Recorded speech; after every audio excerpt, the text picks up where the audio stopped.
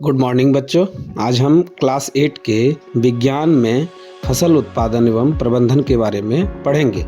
इस वीडियो में हम जानेंगे कि फसल क्या होती है, फसलों के प्रकार क्या हैं और किसान फसल उगाने के लिए कौन कौन से चरण अपनाते हैं। सबसे पहले हम जानेंगे कि फसल क्या है। तो जब एक ही प्रकार के पौधों को बड़े क्षेत्र में एक साथ उगाया जाता है तो उसे फसल कहते हैं। जैसे किसी खेत में सिर्फ गेहूं उगाया जाए या सिर्फ चावल उगाया जाए यानी धान, तो वो एक फसल कहलाती है। चलिए अब जानते हैं फसलों के प्रकार के बारे में। तो भारत में मौसम के आधार पर फसलों को दो प्रकार में बांटा गया है। पहला खरीफ फसल, जो बरसात के मौसम में उगाई जाती है। इन्हें पानी की अधिक आवश्यकता होती है और वर्षा इन फसलों के लिए बहुत ज़रूरी होती है। इन्हें मानसून के शुरुआत में बोया जाता है, जैसे जून जुलाई के महीने में, और इसकी कटाई सितंबर अक्टूबर महीने में होती है। ऐसे फसल जैसे चावल, मक्का, कपास, बाजरा, ये सारे खरीफ फसल कहलाते हैं।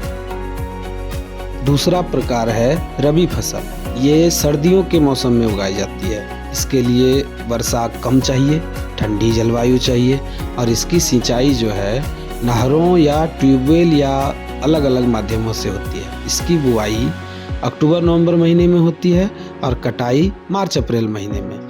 जैसे गेहूं, चना, सरसों, मटर, ये सभी रबी फसल कहलाते हैं। अब हम जानेंगे कि फसल उत्पादन के लिए किन किन चरणों का पालन किया जाता है। सबसे पहले मिट्टी की तैयारी होती है। तो मिट्टी को हल से, ट्रैक्टर से या जैसे भी जुताई किया जाता है, जिससे वो नरम बने। इससे क्या होता है, मिट्टी में हवा का संचार होता है और पौधों की जो जड़ें हैं वो अच्छी तरह बढ़ती हैं। दूसरा है उसके बाद बीज बोना, बुआई।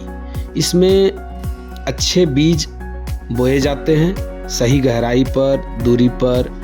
तो आजकल बीज बोने के लिए सीड ड्रिल नामक मशीन का भी उपयोग किया जाता है। जब बीज की बुआई हो जाती है तो फिर उसके बाद उसमें पौधों को अच्छी वृद्धि के लिए मिट्टी में पोषक तत्व चाहिए।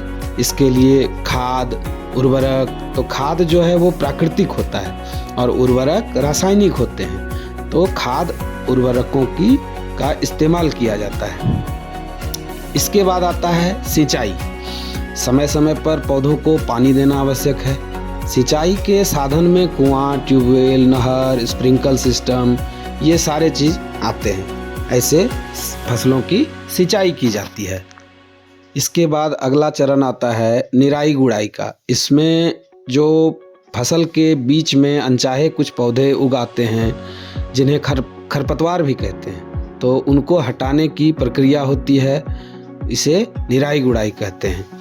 इसके बाद आता है कटाई। अब जब फसल पूरी तरह पक जाता है तो उसके बाद उसकी कटाई होती है। कटाई हाथ से भी होती है या मशीन से भी होती है। जब फसलों की कटाई हो जाती है तो उसके बाद आता है अंतिम चरण, इसका भंडारण। फसल को सुरक्षित रखना आवश्यक होता है। इसके लिए गोदाम या साइलो का उपयोग किया जाता है, जिससे अनाज लंबे समय तक खराब होने से बचता है। अब हम लोग इस अध्याय के अंतिम भाग की तरफ बढ़ते हैं, जिसमें आता है पशुपालन। खेती के साथ साथ पशुपालन भी बहुत आवश्यक है। इसमें गाय, भैंस, भेड़, बकरी आदि पाले जाते हैं, जिससे दूध, अंडा, ऊन, ये सब प्राप्त किया जा सके।